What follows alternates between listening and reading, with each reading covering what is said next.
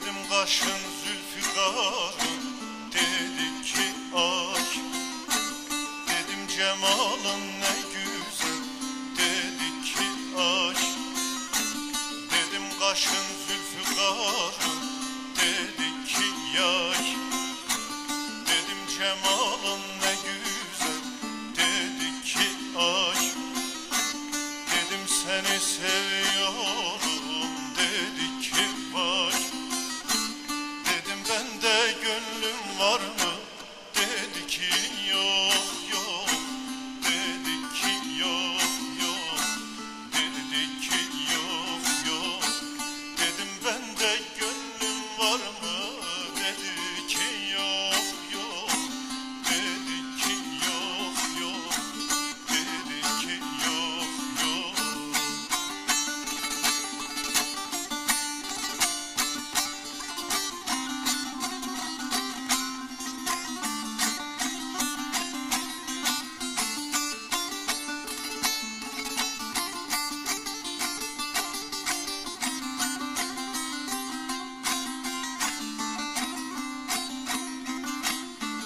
Dedim senin işin nedir, dedi seyran.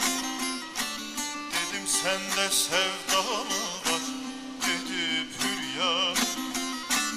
Dedim senin neyin vardır, dedi hüryan.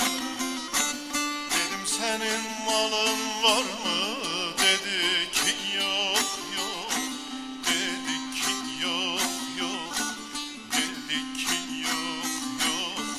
Dedim senin malın var mı, dedi ki yok yok. Dedi ki yok yok, dedi ki yok yok.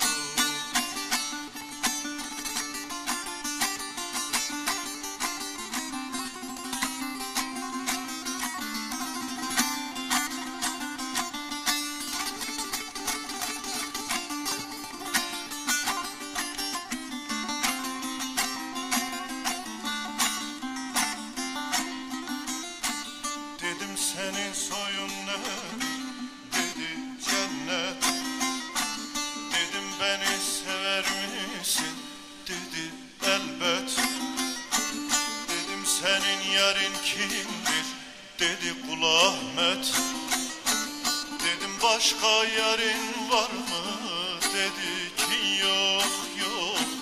Dedi ki yok yok, dedi ki yok yok. Dedim başka yarın var mı, dedi ki yok yok. Dedi ki yok